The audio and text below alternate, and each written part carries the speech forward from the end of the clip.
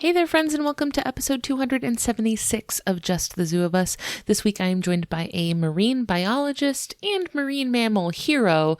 I mean, literally, like he rescues them when they're in trouble, for a review of his top 3 favorite pinnipeds, the sea puppies. We discuss galumphing, a species made up entirely of geminis, walkout songs, beachmasters, super weaners. I know, but don't worry, it makes so much more sense in context, and so much more. Just the Zoo of Us presents Jules Léon's top 3 pinnipeds.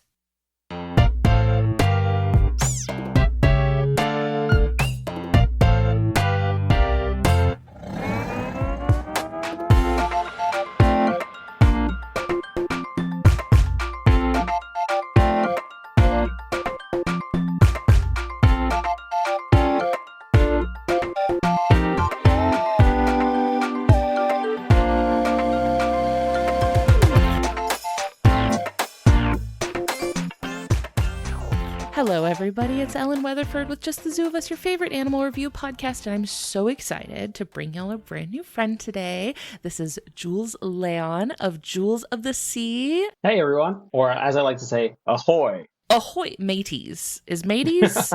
Is that in there somewhere usually? I just keep it short to ahoy. Yeah, you fill in the blanks afterwards. Yeah. It's an implied matey. The matey isn't assumed. Jules, what are your pronouns? My pronouns are he, him, his. Thank you so much. And you do some of the coolest work. I feel like dream job material. You do some really awesome work with really awesome animals. Jules, how did you get into your work with animals? Well, I've always liked animals. I mean, ever since I was like 5 years old, I wanted to study animals. It probably started with my grandmother, who gave me a stuffed animal. And once she gave me that stuffed animal, I was pretty obsessed. It was actually a stuffed camel. I still have it too. It fuels my animal fire, I feel like a camel is such an unusual thing to give to a child. Like a stuffed camel is an unusual one. Yeah. It's the teddy bears and like the little dogs or something like that, or the typical like ones. Bunnies and like the cute stuff. A camel. I got a Bactrian camel, so that is the cutest camel. Yeah. That's the cute cuddly camel. So like if you're gonna get a stuffed camel, that's a great one to have. Yeah, and I was just like, I saw how it had eyes, it had ears, it had legs, but it was very similar to me as a person, but different, and I was just so fascinated by that. So that kind of sparked the fire, and any grandmas or parents or guardians out there who are a stuffed animal might change your child's life, really. Get them the weird one. Yeah, get them the weird one. If you're like, oh, I don't know if they'll like it, no, it's that one. That's the one. Go to like any aquarium or zoo gift shop where they got the real deep cuts. Yeah. And then Beanie Babies, or aging myself a bit here, but man, I collected all the Beanie Babies. I was obsessed. So that's where it all got started. And then like in high school, my mom suggested, like, oh, if you like doing this kind of stuff, maybe you should start volunteering somewhere. I started volunteering at the Roundhouse Aquarium in Manhattan Beach. And there I was like feeding the fish and the inverts, and I remember I got to feed this like octopus, and I remember one of its arms that kind of reached out to me, and it was just like, that classic picture of, what is it? Like the Greek myth of like, or no, actually not. Is it Greek? Are you thinking of the painting of like the creation of like? Yes. So I think it's like Adam and God. It's like Adam reaching the hand up to God. So it's like, it's a little, so imagine a little cephalopod arm just coming out, and then my hand, and it was just like, that was the moment. I was just like, oh, I can see it. I can see my future as a marine biologist. And then I went to the University of Hawaii, where I studied marine animal behavior, and I did all sorts of research jobs working with fish, sharks, and snails. What a cool place to study marine animals. Yeah. My dad was like, oh, a good place might be is Hawaii to do that. And I was like, you're not wrong. And before I knew it, that was it. That was the decision process right there, pretty much. I love like a decision tree that's like, would be cool, decision made. Yep, exactly. exactly. I love the flow chart. Yeah, A single option. yeah, less of a tree and more of just like a stick. It's just like, yes, okay, yeah, I'm going. And I lived in Hawaii for about 6 or 7 years, and I got my scuba dive master certification, and yeah, I just got really immersed into this marine biology world, and I spent some time doing some educational stuff on Catalina Island after I graduated. So that's back here in California. And yeah, I just lived on an island. Like, I guess I was just attracted to islands. Like I just living this like island life. Oh, that sounds terrible. Yeah, gosh, How? yeah. People hear my sob story a I lot. couldn't possibly understand why you might want to Yeah. live like that. Oh. So it's just like, so yeah, I mean, I've always just been surrounded by such interesting wildlife and always surrounded by water. I don't think actually, yeah, I mean, I'm from Los Angeles. I grew up here in Los Angeles, and I don't think I've ever been more than 20 minutes from the ocean. That's a foreign concept to me. She calls us all home, doesn't she? She really does. And then, yeah, from Catalina, I did work in Alaska, like living in the middle of nowhere with nothing but bears and salmon and all these amazing marine mammals. And I was able to apply some of the field skills that I got there to a job back in Southern California, where I was able to become a marine mammal responder and respond to all the different marine animals that strand in Southern California. Basically, we go out and we respond to them, assess their health, and then if necessary, we will bring them back to a rehabilitation facility where they can start thriving again. And if everything goes well, then we release them back into the ocean. And that's always that kind of single tear moment. And you're just like, oh, so beautiful. And it makes you feel good. And everything kind of comes full circle. So that's a little bit of my journey there. Oh, how blissful though to like being able to be hands-on and like nurse an animal in distress and help them, even though I'm sure in the moment they don't quite want you to be doing that. No, I always say like there was no like sea lion language elective in college that was being offered, and maybe if I took it, I wasn't very good at it. Like maybe my dialect is just a little off or something like that. But yeah, I wish. Where's the Duolingo course for sea lion? Seriously. Can you imagine you're doing you're like out in public doing your Duolingo lesson, and it does one of those lessons where you have to like speak into the microphone? Yeah. So you're like on the train, you have to go. Yeah. Or it's like Crunk from Emperor's New Groove. It's like squeak, squeaker, squeaker. But it is like bark, bark, or. And, but yeah, I wish I could just tell them like, hey, I'm here to help. But I mean, it's pretty scary being this large person, sneaking up behind you with a big old net, and yeah, they're not happy about it, but probably rightfully so, because historically that's usually a bad sign. Yeah, usually a bad sign. Like, usually something bad's about to happen to you. Yeah. So yeah, but I mean, once we get them back to get rehabilitated, if everything goes well, then maybe in hindsight they're grateful. Maybe I hand them a business card they can tuck under their flipper or something like that. It's like, hey, if you know any other seals or sea lions that are struggling, like pass it along. Give them a punch card. Your 10th rescue is free. Yeah, seriously. Oh man, that's hilarious.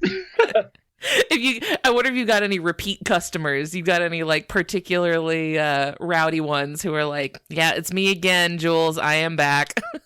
Restrands are a thing. So yeah, every now and then we will get a repeat customer. So all the animals, all rehabilitated animals, at least here in Southern California, get a orange flipper tag. On California sea lions and the fur seals, we'll put those flipper tags on their foreflipper, their front flipper. And then on our phocids, our true seals, then we'll put them on their back flipper.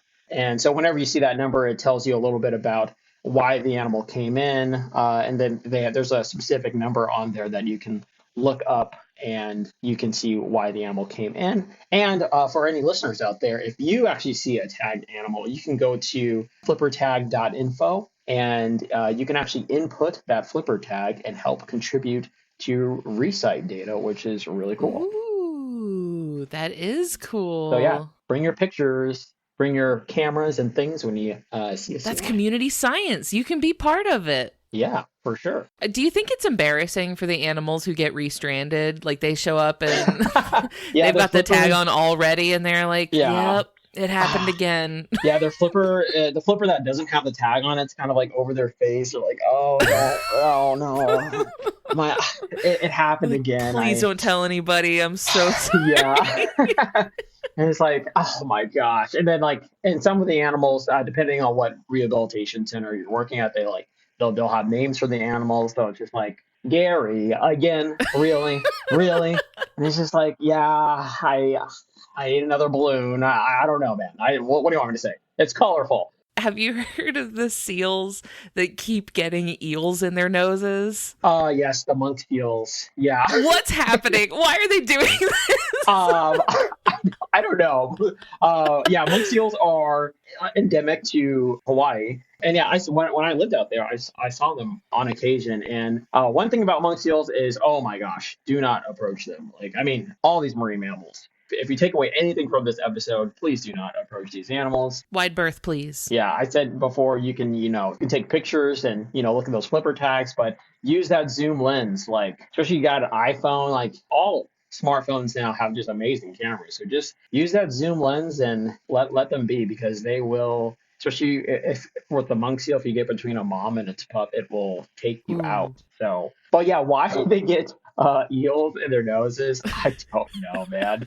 They're just funny animals. They are very opportunistic, so they will eat. Well, I mean, one reason why they have survived all the things that they have survived is because they're so opportunistic. They'll eat a wide range of fish and inverts, and so yeah, maybe that eels included, but it just gets into the wrong face hole, I suppose.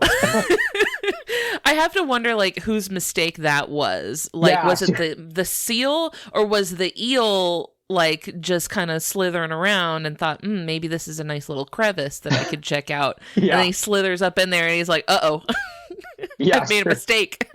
yeah. That can't be fun for either of them. I don't think either party is having a great time. No, and it's just like, and in Hawaii, it's like, oh, wait, do I call the eel rescuers or do I call the marine mammal rescuers? Like, oh, which one whose territory is this? We're both in trouble. We both need help. Yeah.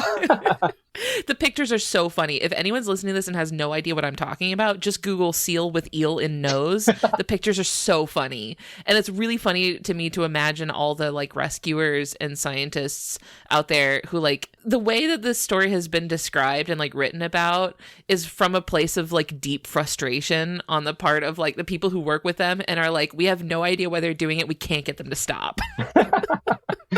Maybe it's a trend like the orcas with the salmon hats. Maybe it's just like maybe it's a salmon hat thing. You think fad. they love it? Eel the nose, cool. You think like one of them did it and then everyone else was like, oh, look at my new nose. Like maybe one of them did it by accident, was like foraging, a little eel gets stuck in there and then was like, oh, this thing? No, this is my new nose eel that I got on purpose.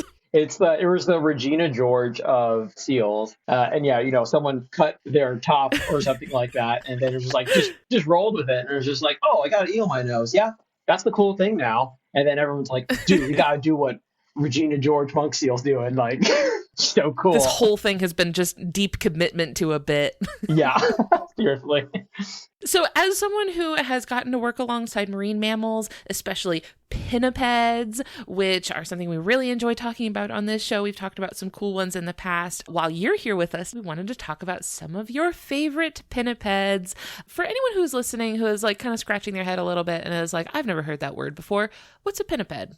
So pinnipeds are our fin-footed friends. So they're going to be our seals, our sea lions, and our walruses. Pinna means thin or feathered, and then ped or petty is going to refer to the foot. So all animals that have those kind of like paddle-like appendages that they use for swimming, but they also use it on land as well. They can be broken up into the otariids. So those are going to be our sea lions and our fur seals. Then we have our phocidae, which are going to be our true seals. And then the odobenids are going to be our walruses. And biggest question I always get all the time is like, okay, but like what's the difference between seals and sea lions? And they have a lot of differences. They have a lot of similarities. Pretty understandable. But the main thing is going to be those little ears. I like to say for sea lion, you can remember that because it's like a sea lion, hear me roar. All right. So sea lion, hear me Oh, that's roar. a good mnemonic. Yeah. So look for those little ears. And that is not to say that, phocids are terrible at school and they're like terrible listeners or something like that. They phocids or seals have ears as well, but they just have these little ear holes. But it gets really confusing because technically under Odoriidae, that is the little taxonomic family of the pinnipeds. So technically there are animals in there called fur seals. So it's like the sea lions and the fur seals. And it's just like, wait, but that's sea. And people get upset. And it's just like, I didn't make the name. Don't hurt me. We didn't know any better when we came up with the names. So if you're one way to think, it's like semantics at a certain point, but it's just like, because you also refer to sea lions and fur seals as eared seals, and then you refer to the phocids as true seals, and walruses are walruses. It's easy. There's only like one species and two subspecies in there, so it's just like you can't mistake the tusk, so it doesn't get that confusing for them. It's hard to miss. Yeah. Aside from the ears, one of the main differences that you can look for as well is the odoriids. And once again, that's our fur seals and sea lions. They're able to actually use their back flippers as feet on land. So they can actually like run and trot, and sometimes they can even outmaneuver a Jules. But sometimes, not very often. But this sounds like the voice of experience. Yeah, seriously. They can actually run, they can trot. If you look at their anatomy, like the way they run and trot, it's so interesting. It's like they almost run like they're in a like three-legged race with themselves. It's like it's I like was just thinking that. Yeah, it's like if you taped up your ankles and it was just your feet, but your hands were free. That's how the fur seal and the sea lion do. I have an extremely deep cut. Like, I have a video game reference that I think maybe 10 people in the universe are going to get. In the video game, the original Xbox game, Munch's Odyssey. Are you familiar with this game at all? I am not. I'm not one of those 10 people, apparently.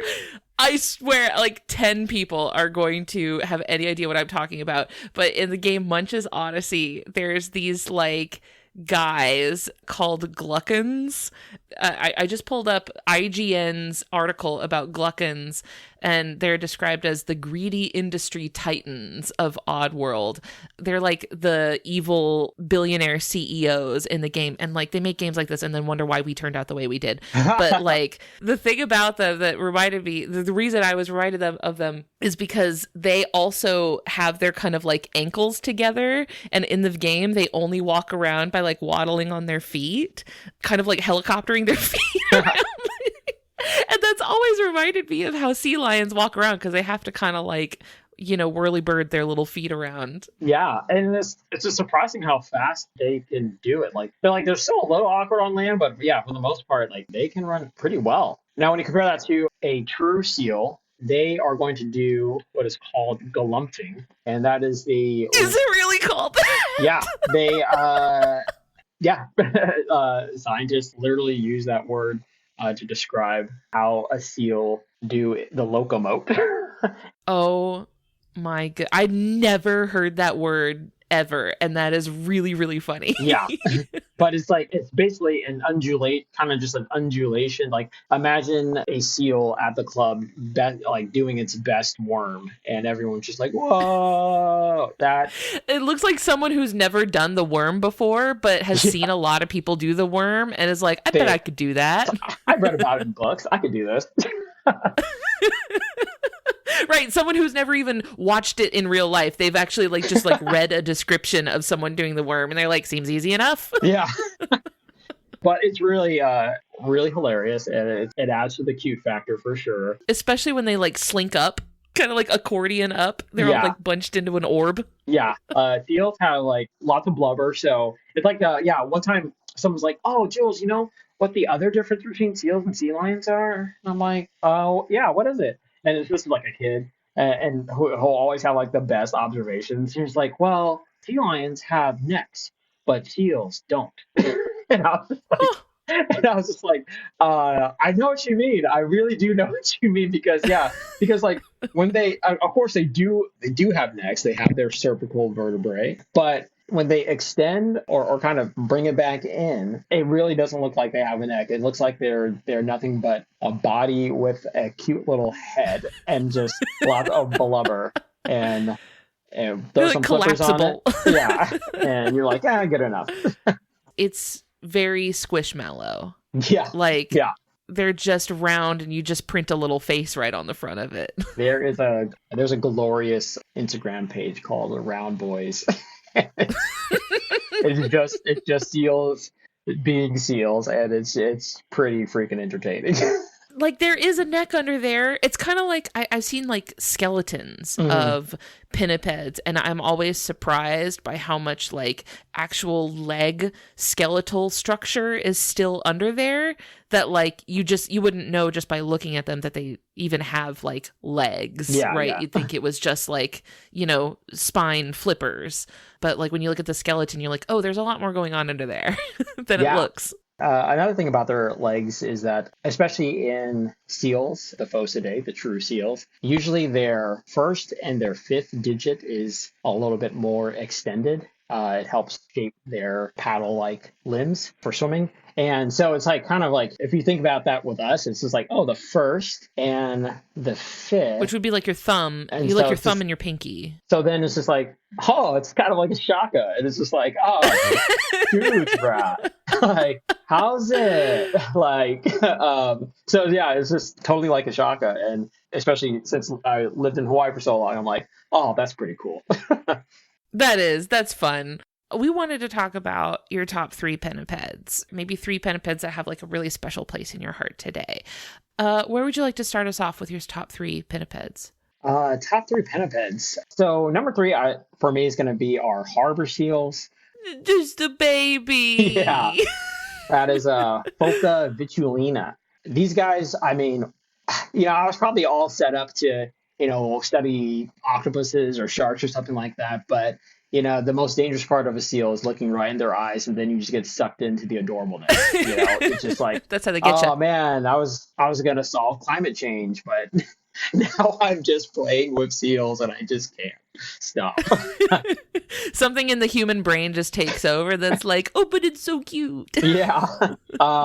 No, but they are, they have this like cookies and cream colored coat, sometimes a little bit more melanistic, like on the darker brown to black side. So they're different color morphs, but yeah, they're just so freaking cute. So when I see them, when I interact with them most is out here on the beaches. And talking about these animals in particular kind of opens up a larger topic of the struggles with marine mammals, especially seals and sea lions, and urbanization. So we don't get as many calls for harbor seals, but when we do, it's usually a harbor seal pup. Now, for those of you who don't know, the pups stick with their moms.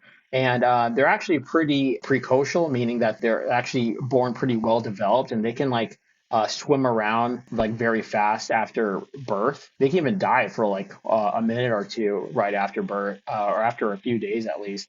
So they're pretty impressive. But the moms will set them up on the beach to rest for a bit.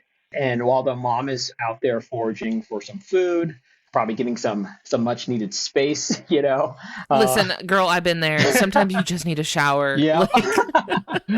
So it's like, cool, I'm gonna hit the beach. I mean, I'm gonna hit the water. You chill here. She's like, you're good, right? Yeah.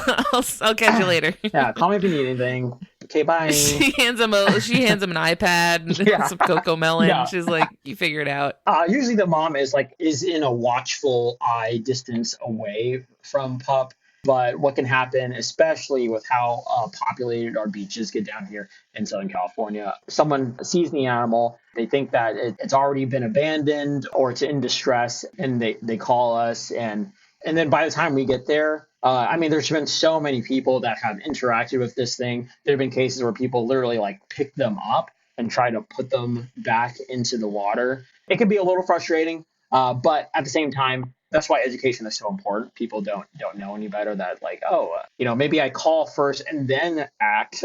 Let me talk to the experts. let me see what they think. But yeah, the moms can go for around like 48 hours of like foraging, and then they'll come back to their pup. But yeah, if you interrupt that, or if you get too close, the mom may opt not to come back. It's a hard world, the animal world, but it's like you can always have another pup.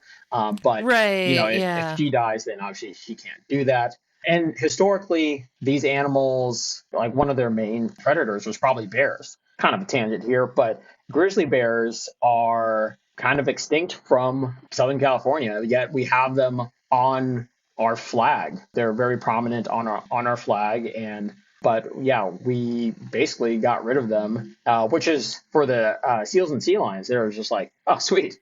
Oh, thank you. but Appreciate it.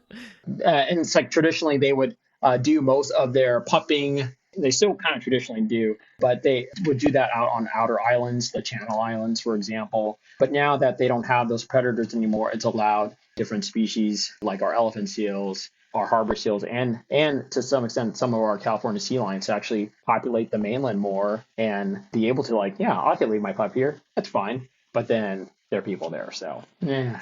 Right. It's like, yeah, the bears aren't here anymore, but now you have a bigger problem. Like there is something else here now instead that could be much worse. Yeah. And with the urbanization and the kind of encroaching development of beach area, like their habitat just shrinks so much. And, people in populated cities here in Southern California, just kind of like, you don't like go to the beach and yeah, you think it's just, a place for recreation. It's your place, but you don't realize you're in someone's habitat, multiple someone's habitat. It's a wild place, not just for the cute Instagram photo, but or for shredding some gnarly waves and stuff. But it is a habitat, and it's really easy to forget that. The gnarly waves are for everyone. Yeah, for sure. Share the gnarly waves.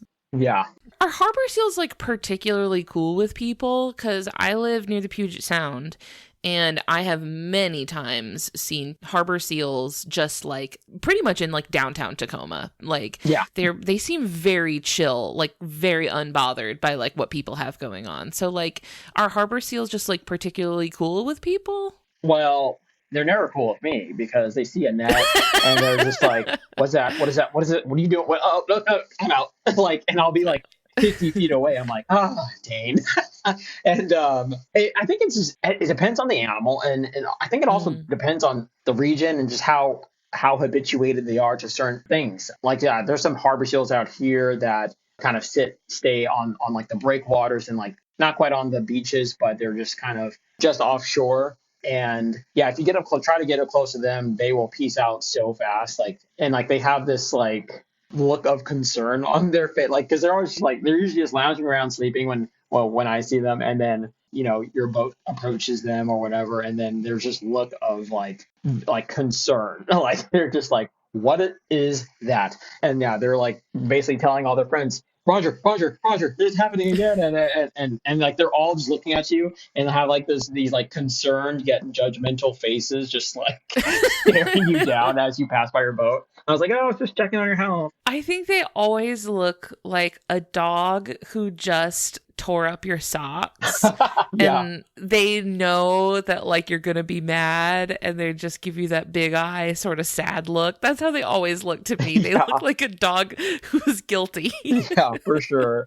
So, but I'm a scuba diver, I'm a free diver. I've been in the water with a lot of these pinnipeds, and the harbor seals, there are a few in particular that will be so naturally curious. And I think sometimes it's the difference between, like, they can clearly recognize, okay, you're not a shark, you're not an orca, you're not any of these things. Just like, oh, I'm kind of curious about you. And like I've had harbor seals that just like swim up to you, and then they start like hugging on your fins, and they like start like kind of poking at they start poking at your head, and it's like, hey, what's going on here? And it's a little scary because it's just kind of like, whoa, wild animal. And also, does the Marine Mammal Protection Act, does that not protect me? Is it to protect me? Yeah, like, protect me from the marine mammals. Yeah, it's just like I always want to like, oh, should I get out the paper and be like, sir.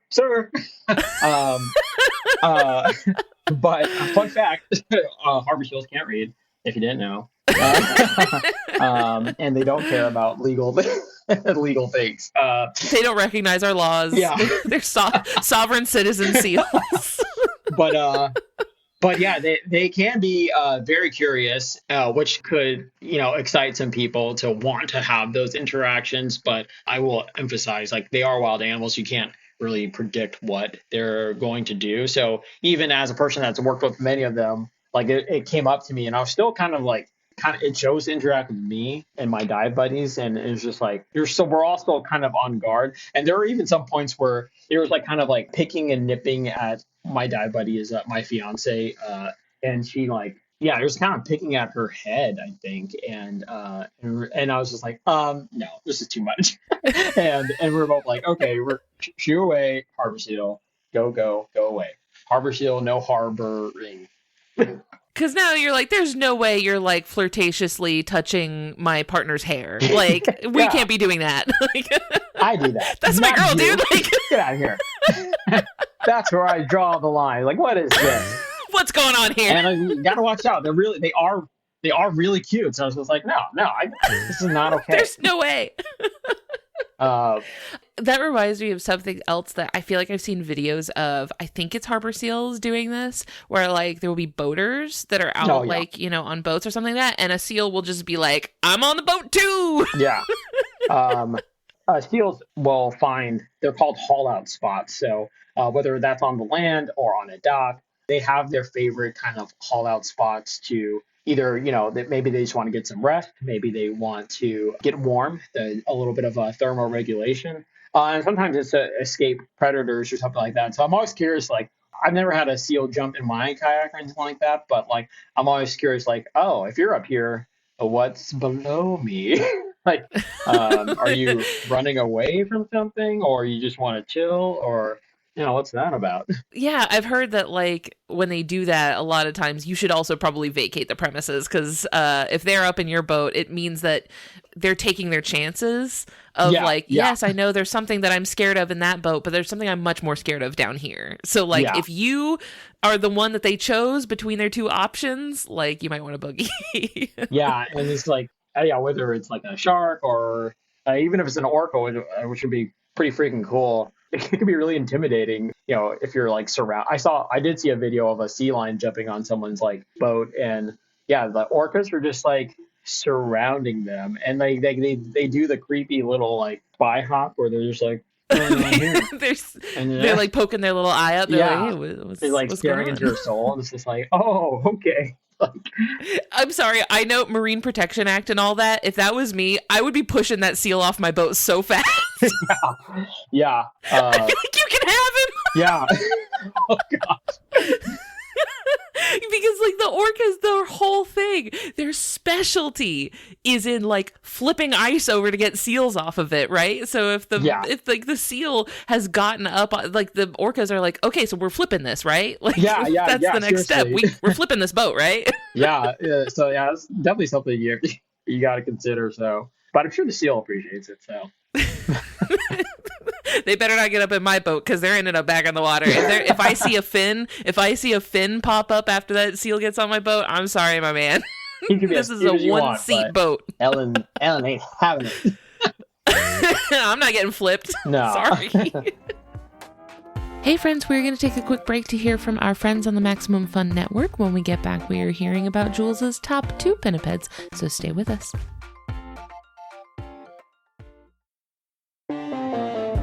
Hey there. Do you like books about various shades of gray? Maybe 50 of them? Or books about winged men searching for soulmates? Is your e-reader full of stories that would pair well with Barry White in the background? We're Bria and Mallory of Reading Glasses, and we have a brand new show for people who crave reads with just a dash of sriracha sauce. That's right. Every other Friday, we dive into books that can be measured on the Scoville scale and talk to the people who love them. You can find our new show by visiting MaximumFun.org/spicy. That's MaximumFun.org/spicy.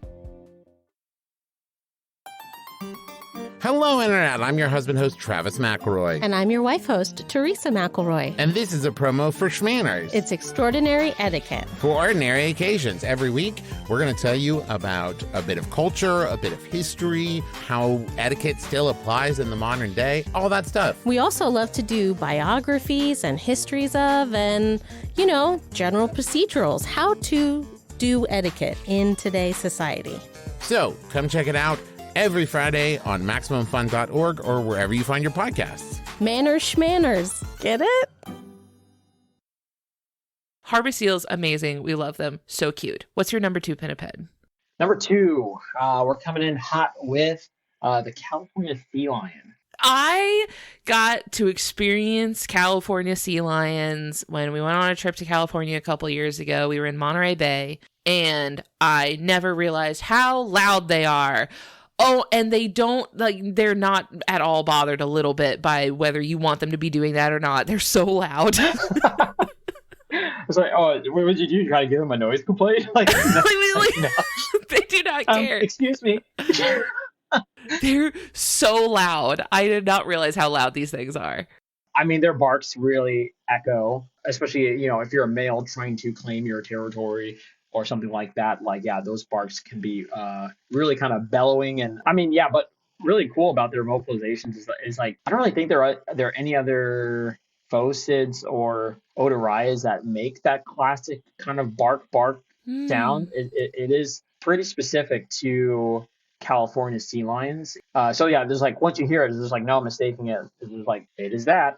But yeah, they have a wide range of different vocalizations, especially like moms and pups have these unique vocalizations that they will recognize. And so these animals, they're all born on these like crowded rookeries. Rookeries are kind of like the breeding grounds of these animals. And one of the largest breeding colonies is going to be on San Miguel Island. It's one of the Channel Islands off the coast of California. It can be home to many different pinniped species. During certain times of the year, you might have a few different species over there for certain things, but like it's like the Oscars of pinnipeds. It's just like, oh my gosh, you got the harbors, you got the Californias, the northern fur seals, you get the elephant seals, and oh my gosh, is it the stellar sea lions too, looking stellar? Like everyone comes there, and it's I gotta see these red carpet looks. Yeah, I gotta see these. They're like, oh my gosh, yes, it's the monk seal, and is that a Prada eel in her nose? Oh my gosh, full circle right there. Oh man.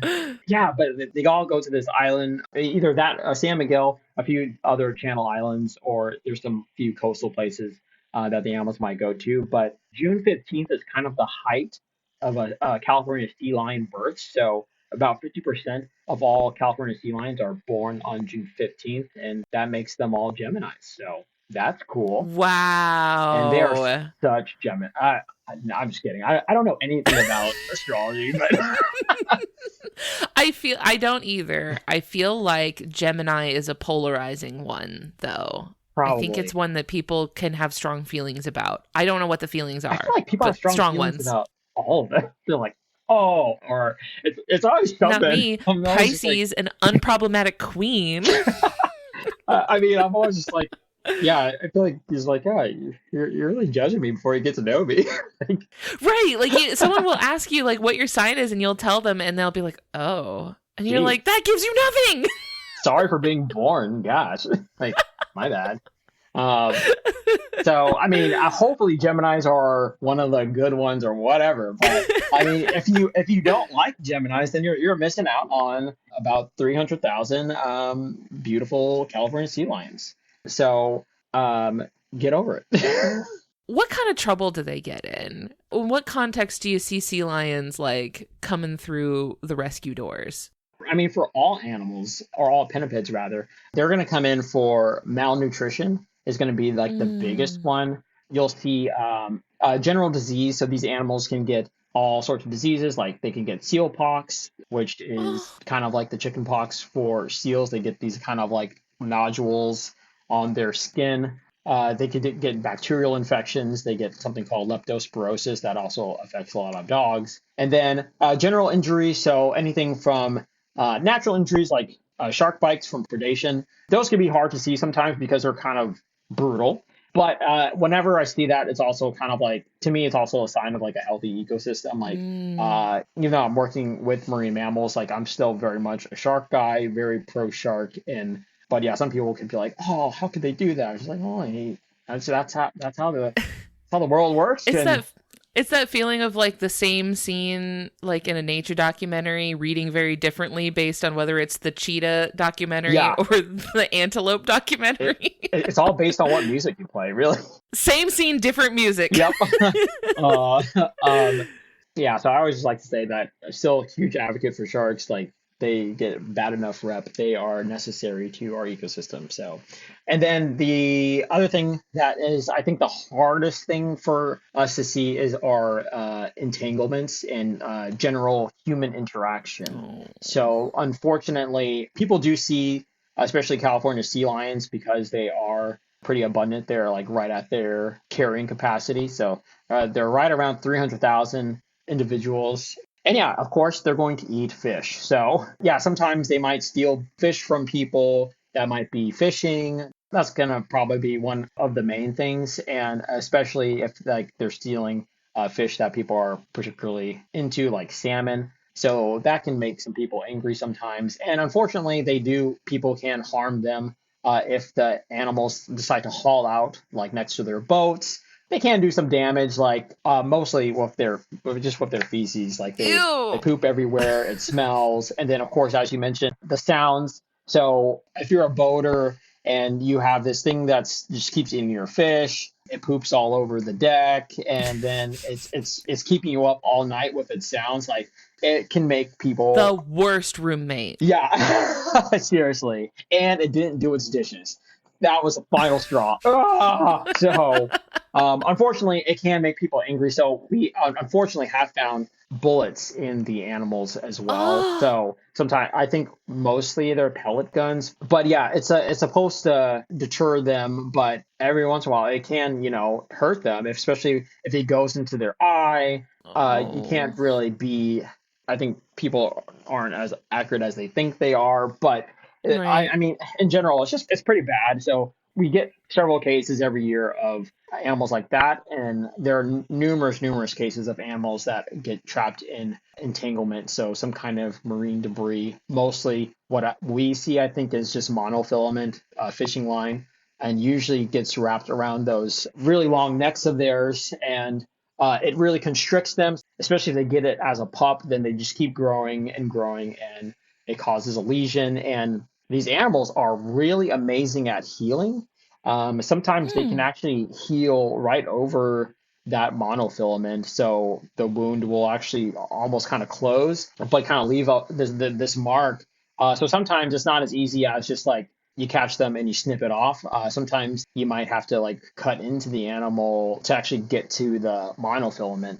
So yeah, those are some of the harder things that we can see, but mostly it is going to be malnutrition, and that is the easiest thing to fix because you just provide them with some fish, and we mostly feed them Pacific herring, which are super fatty, have lots of, especially the females have lots of that roe, that caviar. Oh, you're out here feeding them caviar. Yeah.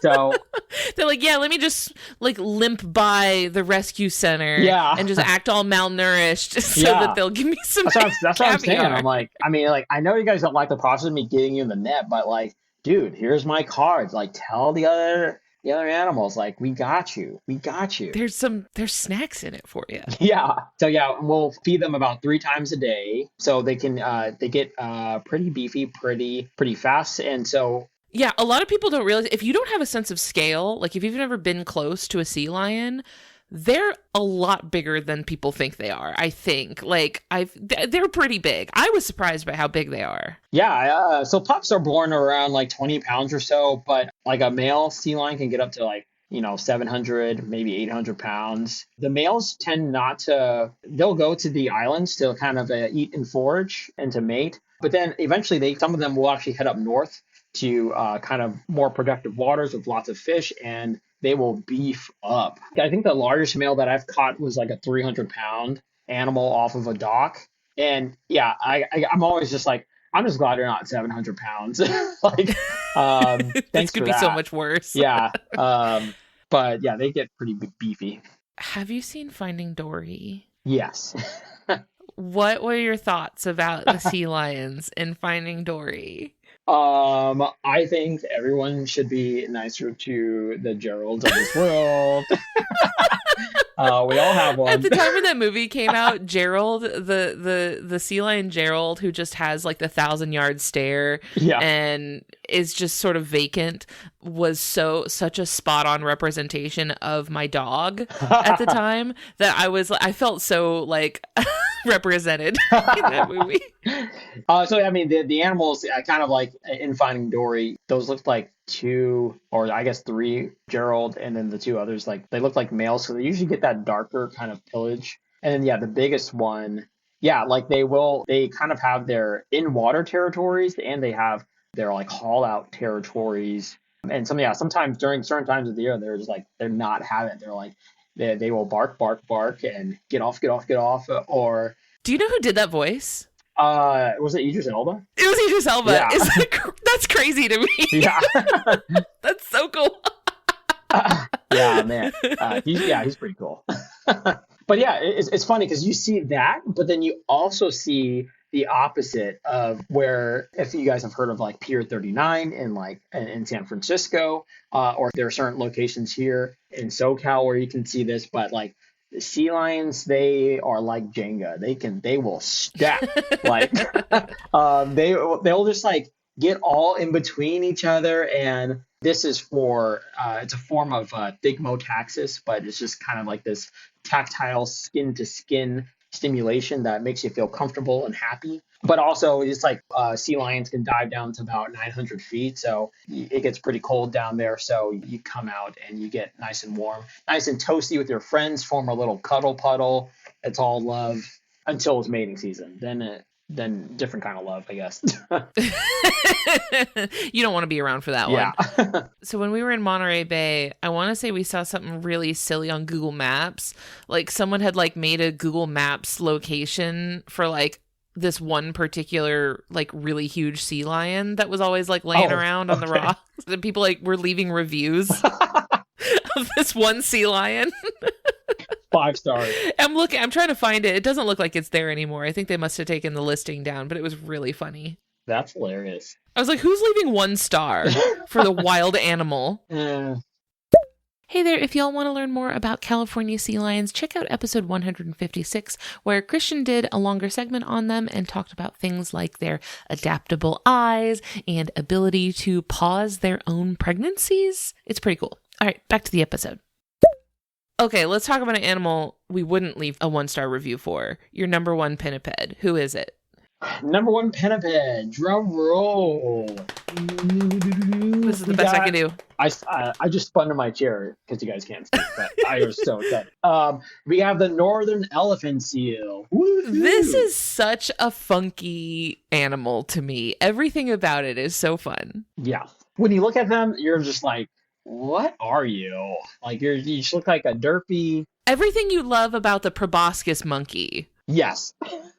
Or the what is it? The saiga. Everything you love about the big floppy nose weirdos. Yes, finally, you can have it in seal form for not a limited time. For a short forever. Yeah, hopefully forever, because it was for a limited time back in the 18 and 1900s, where these animals were almost extinct. They were thought to be extinct until they found a population of like about 100 of them on Guadalupe Island near Mexico. Wow. So now their numbers are like between 150 and 200,000.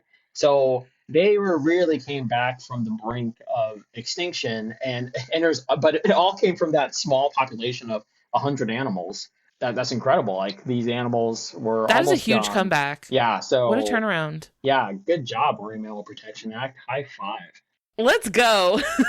Let's go. I know we were giving you a hard time a few minutes ago, but it was a bit.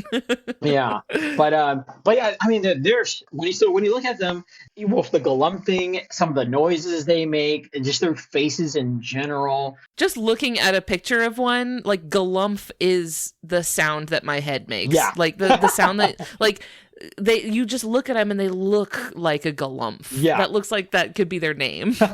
Oh yeah, I actually wouldn't be too bad. Sometimes they have like some white mucus like coming out of their nose, and it's just like great. It's just like Awesome. It's kind of like Gollum from Lord of the Rings. If Gollum became like engorged himself, I guess. But like they have these really big eyes that just like take up their whole face, and they kind of have this like troll looking nature to them, but they're so cute. And so Now, yeah. I feel like you're glossing over the nose situation. Oh yeah. Wait, what are you talking about? What is there something different about their nose? What? What? I mean, what's happening? Why is it? What? Wait, I feel like an elephant's still like, what? Is there something on my face? What? Is it? Yeah, they're like, we're all like, I don't know what you're talking about. Why is yours so small? Everything about that? Yeah, what's the problem? Oh yeah, they're probably like, why don't you have this? Yeah.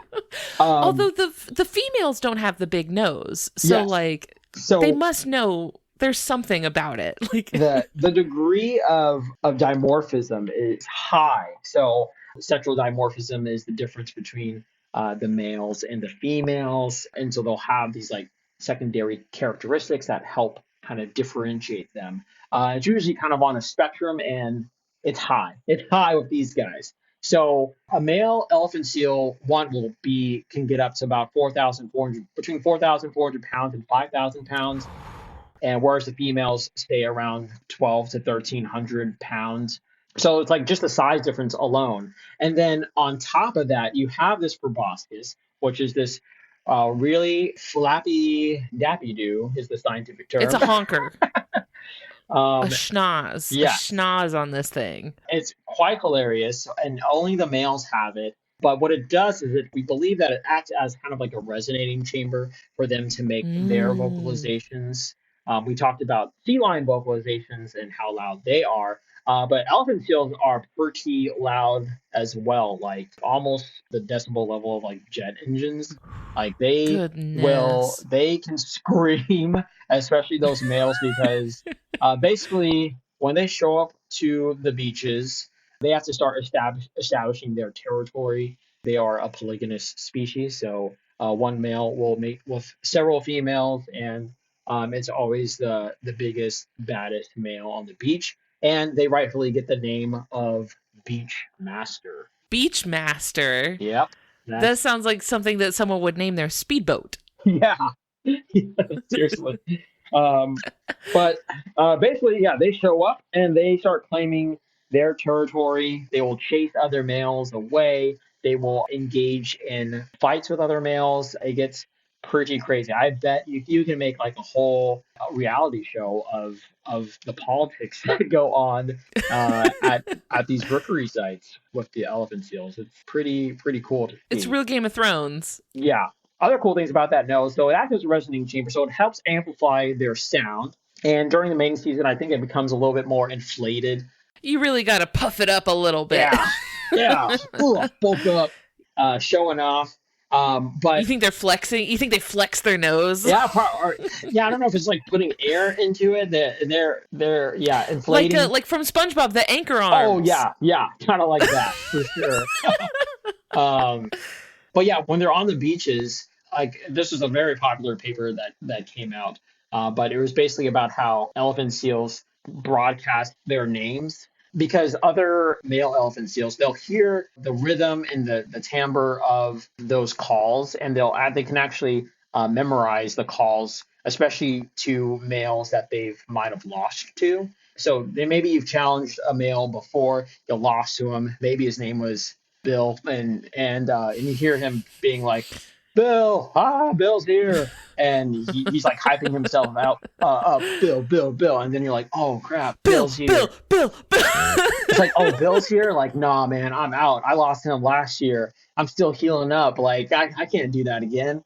And so then Not the producer tag. yeah.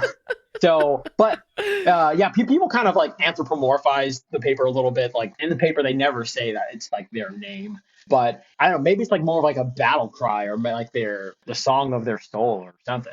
That's their walkout anthem. Like in wrestling, yeah. they'll have like a walkout song. Like for them, they're like, bam, bam, bam. Yeah, like that's yes, right. All right. Got to rewrite the paper that's now. their walkout music. Yes. So yeah, let the authors of the paper know we have precedent for this behavior. yeah. But yeah, basically when the other animals hear that theme song music, it's just like, it's enemy music. It's like the boss music that starts up in a video game with like seriously. That's when stuff gets seal, I would really enjoy thinking about like what my walkout music would be if I was an elephant seal. It'd just be like Mambo number 5. So like it would just like every time you hear a little bit of Monica, and then everyone on the beach is like, oh no. I'm gonna go with Love on Top by Beyonce. Oh my gosh, but you got to do the key change every time. Yeah, I get more intense as I go on. Have you heard? I should look at this. I think it's on YouTube or something like that. Someone did like every key change in Love on Top, but played at the same time. So it's the chorus in like 5 different keys. Oh my gosh! They play layered over each other. It's very funny. Hi, it's me again. I found it. It was posted to TikTok by user at liberal_kitsch. It sounds like this, and I'm sorry.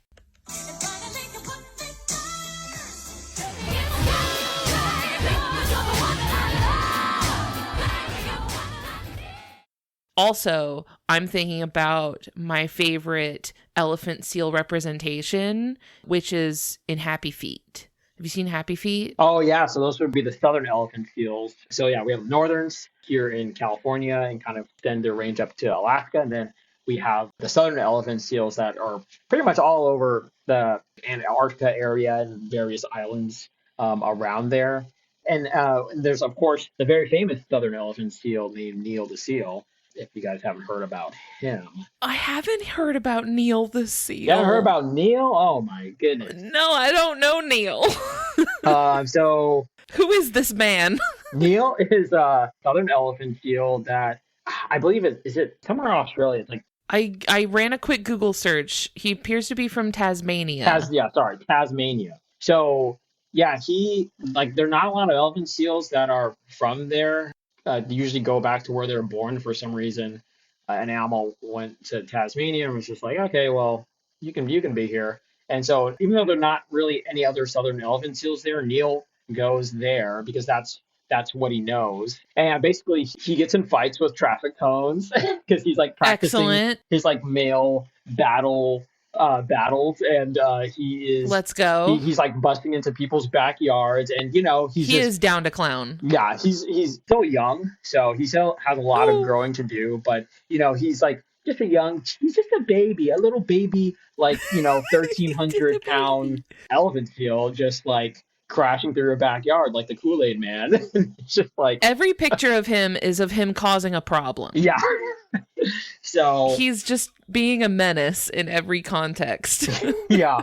So he's gotten pretty famous there, and of course, people are like taking pictures of him and stuff like that. But eventually, he's being a menace because he's kind of practicing to become a beachmaster of his own one day. Beachmaster in training. Yeah. So he has a Wikipedia page. Yeah. And the title of his Wikipedia page is Neil, and then in parentheses it says seal.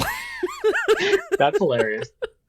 I want to read you a little bit from the Wikipedia page because it says, while most people kept a safe distance, incidents of humans disturbing the seal led to traffic cones placed to protect him. Neil, playing with the traffic cones, attracted more attention to his unusual behavior. And then scrolling down a little bit, it says, Neil is an internet celebrity, having, at the moment of editing, 154,000 followers on Instagram.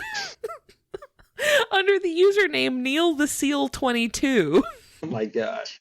Which I'm sure that's not an authorized, this can't be it's not like Neil the Seal official, right? This is a fan account. Yeah, and who's his publicist? How's he? Get his agent on the line. Like, he needs a Yeah. contract.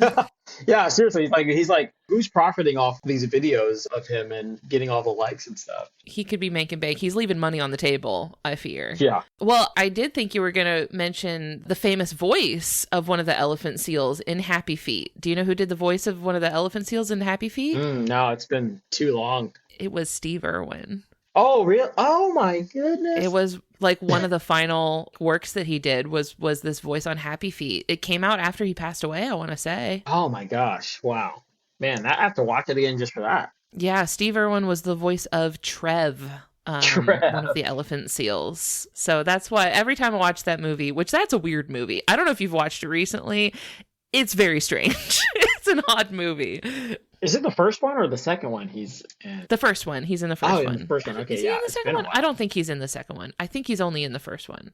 But the elephant seals do make a really cool appearance in Happy Feet. Yeah. So a little bit more about them, of why they're my favorite animal, or one of my favorite pinnipeds, is one, like, when you look at them, they're like, okay, you're just like laying on a beach, like, okay, you're kind of like a beach potato. But they're extreme, like they're like these extreme athletes, and you would never know just by looking at them. They'd have to be to move that big old body around, though. Seriously. So one thing, they can dive down to about 5,000 feet. And then they do these deep dives like it's nothing. Like, another thing is, like, they spend about 90% of their time in the water. So they only come out of the water to molt or to mate, basically. That's like the only times they come out of the water. Otherwise, they're living and sleeping in the ocean. And the other thing about the sleeping is they only sleep for like 2 hours a day, and in 20-minute intervals. And they just like microdosing. Yeah. They'll just like go to sleep, and they'll just kind of drift down to the depths of the abyss. And yeah, at some point they'll be like, oh, I better go back up for air, I guess. And it's just like, be right back. Just going to chill in the abyss. Yeah. It's just like casual free divers. And like, hey guys, I'm heading down to the abyss. Anyone want anything?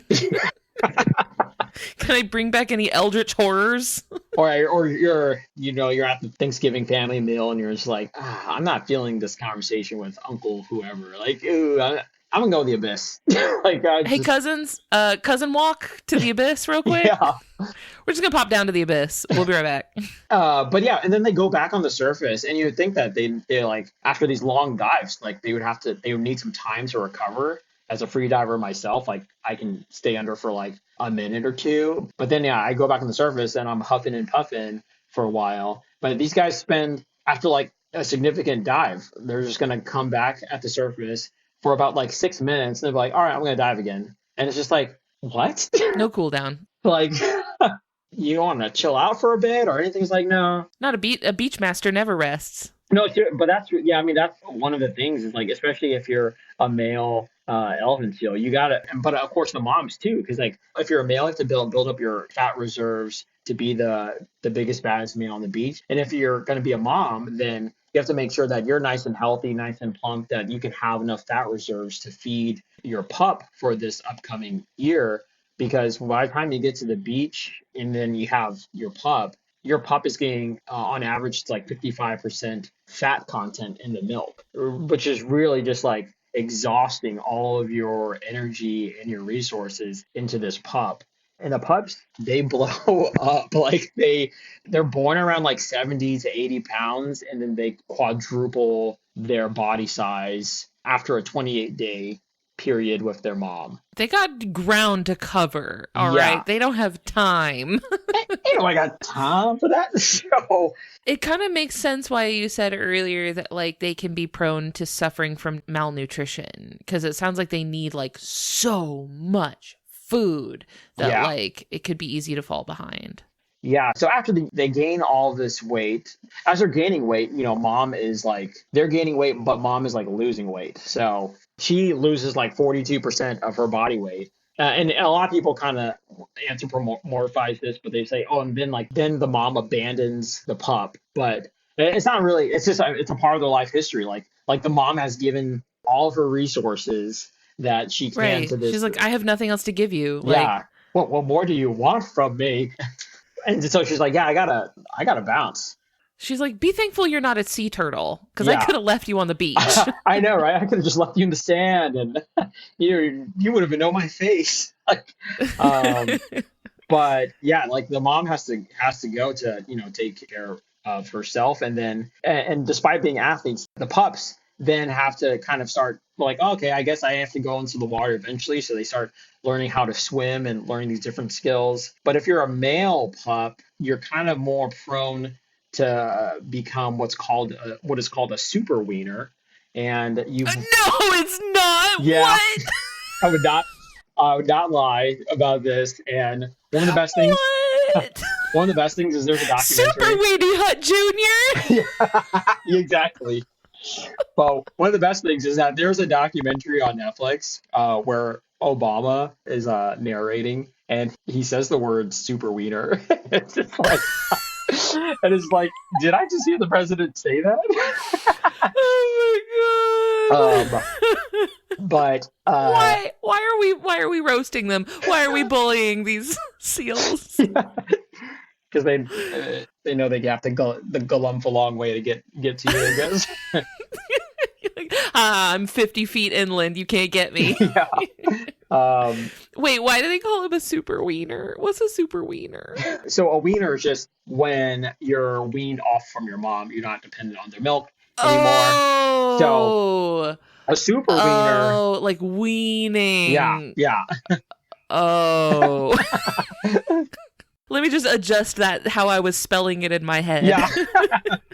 A super wiener will be it's typically a male elven seal pup that will go and like start drinking milk from, even though its mom is already gone, it'll start drinking milk from another mom and kind of like nudge some other elephant seal out the way. Like, I was like, oh, you weren't using this. I got this. And we'll just start suckling. And hopefully, though, if the mom doesn't notice the switch, it'll just start drinking off of her. And then you'll like, instead of, yeah, usually by the end of this whole period, you'll get like a 300-pound elephant seal pup before it goes into the water. But like the super wieners, they're like 500, 600 pounds. They're like rivaling females or something like that. And it's just like, I'm just a baby. It's like, sure, pal. Mother, may I have some milk? It's like, they have a 5 o'clock shadow. Yeah, exactly. It's like, what? Now I get why they use such a mean-sounding name, because they sound kind of rude. Yeah, they're super rude, but like especially male elephant seals they need to do this because, I mean, if you can get that big and bulky as a pup, then you're that much more likely to be a beachmaster one day. And they're even like kind of genetically, the males especially, like set up for this because their teeth, their canines especially, actually don't erupt, especially for males. They don't actually start erupting from the gums until later, whereas the females, females are always a little bit more mature, but theirs come out a little bit sooner than the males because the males are kind of like, oh no, if I can get more milk, then I'm going to stay here and do that if I can. What a fun vocab building session this is. I've learned so many fun new words. Yeah. I learned galumphing. I learned beachmaster. I learned super wiener. Yeah, we'll see how often you use all those. Oh, I'm going to seek out opportunities to use the word galumph. You're going to hear me using galumph every day now. Well, Jules, I have had so much fun learning about pinnipeds with you. I feel like elephant seals have maybe taken first place in my heart as well. So yeah. I hope we've recruited some people to Team Elephant Seal or Team Pinniped. Let's talk a little bit about Jules of the Sea and where people can learn more from you about marine biology. Yeah, so when I'm not wrestling a bunch of pinnipeds, I am running kind of my own social media a platform called Jules of the Sea. And that's Jules of the Sea 2021, and Jules spelled Jules. Not jewel like jewelry, like glittering, sparkling jewels. Yeah. Jewels of knowledge, perhaps. It's Jules like my name. So I'm a little mad because like there's someone else called Jules of the Sea, And so then I had to become Jules of the Sea 2021, which is when I created it. And I'm like, oh, I'm always like a little bit inside. I'm always like, oh, why couldn't I just have that one? But it's a marine science platform where I've always been trained as a scientist. I've been in research, but when I was going to school, I would go to these classes and I would be surprised. I'm going to a biology class, which is the study of life, but I'd be surprised how they could suck the life right out of the class. Sometimes it can be so dull. And I was like, oh my gosh, like I think science is so fun. And I think a lot of people get dissuaded from science and they end up not pursuing things like marine biology because they just get dissuaded by it. And so I was just like, oh, wouldn't it be cool if I could use like some of my artistic skills and my humor and kind of combine that with my marine science knowledge and create a space where like it's okay to be goofy. You can learn, you can laugh, all that stuff you see on doormats.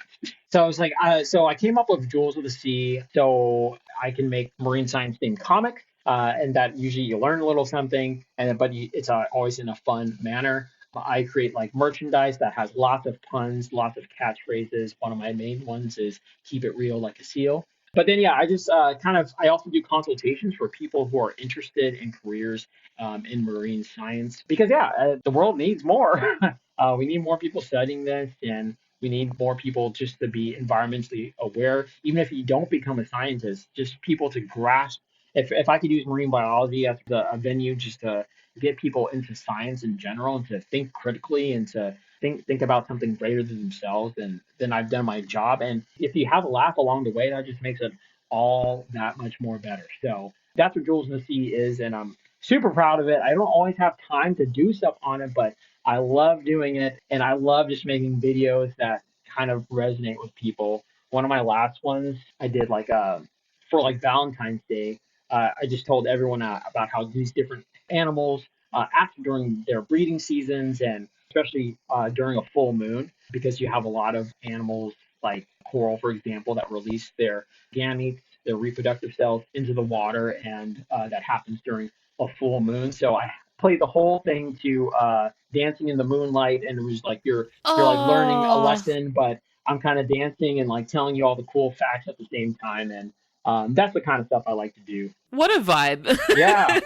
One day I hope I can have my own little YouTube series or a TV show and kind of live in like Jeff Horn or Steve Irwin's like footsteps, and kind of bring even more people to science that way. But right now I'm happy just saving sea lions and making marine science fun for everyone. Yeah. Well, I will have links to everything in the episode description where people can go to your website and follow along with your social media and find more from Jules of the Sea.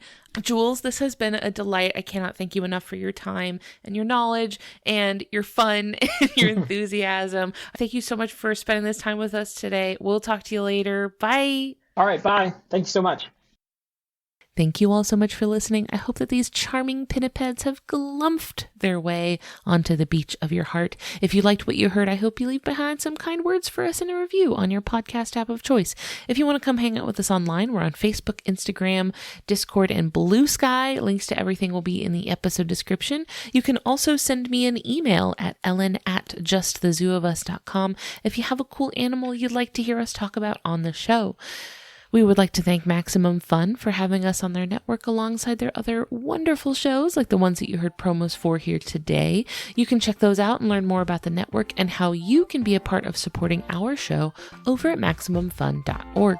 Finally, we would like to thank Louis Zong for our theme music. That's all for today. We'll see you next week. Thanks. Bye.